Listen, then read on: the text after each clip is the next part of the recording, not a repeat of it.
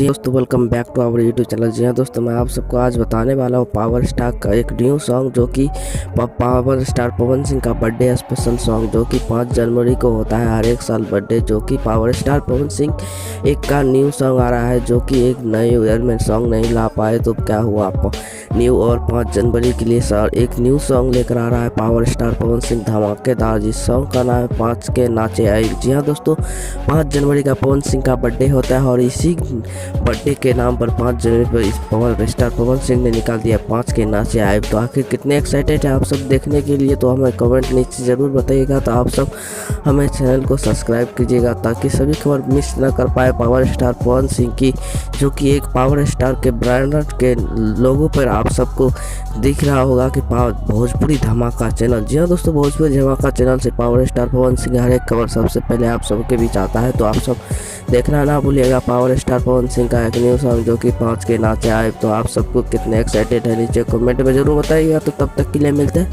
Next video में। आप सब जितना ज़्यादा हो सके वीडियो को शेयर कीजिए ताकि सभी पावर स्टार दर्शक मिस ना कर पाए।